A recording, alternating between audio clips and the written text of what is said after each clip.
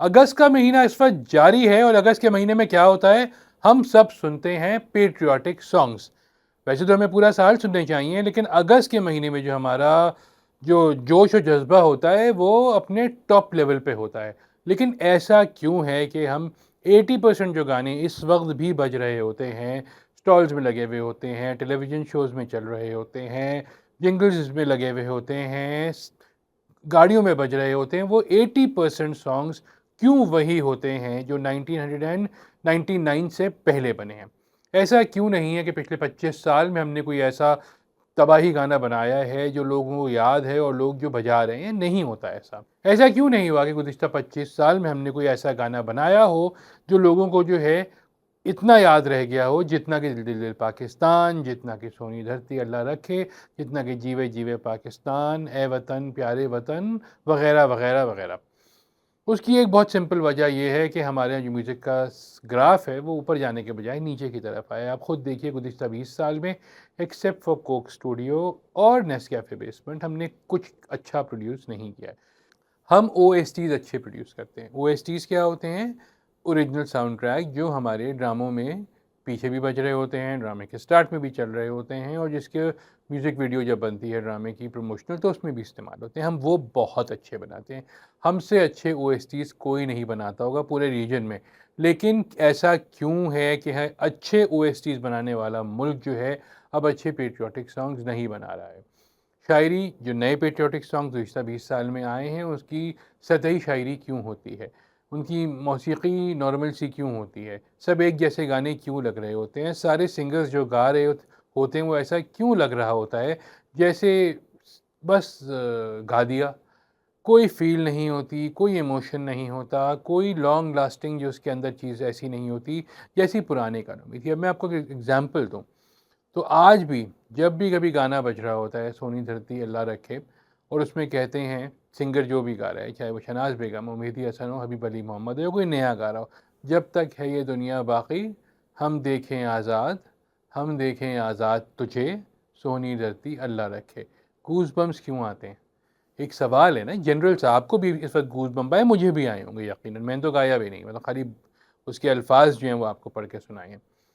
ए वतन प्यारे वतन में जब अमानत अली ख़ान साहब गा रहे हैं कि मेरे महबूब वतन तुझ पे अगर जाहूँ निसार, मैं ये समझूंगा ठिकाने लगा सरमाए धन। अभी भी आए, आपको भी आए होंगे यकीनन। ऐसे लिरिसिस्ट कहाँ चले गए?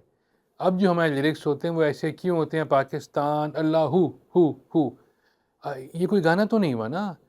बहुत सारे लोगों ने कोशिश की रिक्रिएट करने की पुराने गानों को। सलीम जावेद साहब ने भी एक गाना बनाया था, पाकिस्तान हमारी जान, पाकिस्तान हमारी शान, और उसमें भी वही उन्होंने उसकी सोहेल राना के गानों की तरह किया था, पाकिस्तान पाकिस्तान पाकिस्तान पाकिस्तान। ऐसे नहीं होता, आपको लिरिक्स भी चाहिए होती हैं। बहुत सारे गाने तो हमारे आज अच्छी लिरिक्स की वजह से आज भी लोगों को याद है, उनकी म्यूज़िक भी।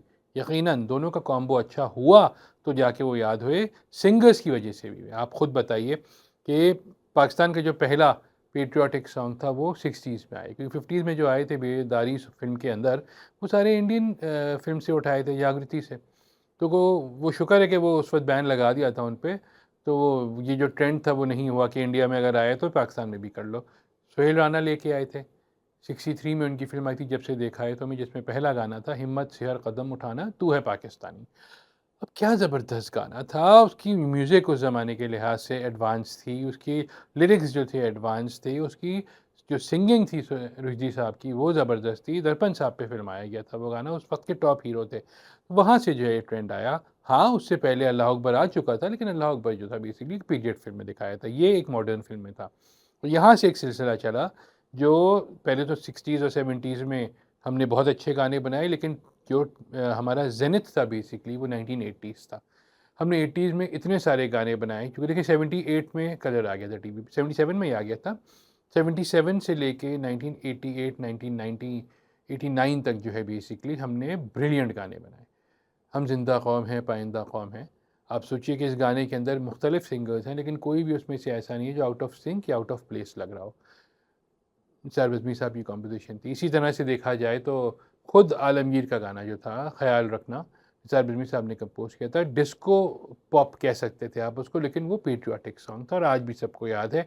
उसको रिक्रिएट भी लोगों ने काफ़ी सीक्वेंसेस ने कोशिश की, दूसरों ने भी कोशिश की।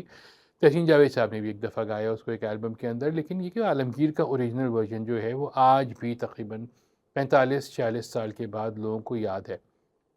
सेम गोज़ फॉर शैकी, उन्होंने गाया था मैं भी पाकिस्तान हूँ, पूरा करियर बन गया उसका, पूरा करियर बन गया उनका एज अ सिंगर उस गाने की वजह से, वो इतना पॉपुलर हुआ था। अमजद हुसैन, तेरा पाकिस्तान है मेरा पाकिस्तान है, अनवर इब्राहिम, तेरी वादी वादी घूमूं, लाहौर चलें तो आप वहाँ, नाहिद अख्तर, शौकत अली और इन लोगों ने कितने हिट गाने गाए, इस परचम के साए तले हम एक हैं हम एक हैं।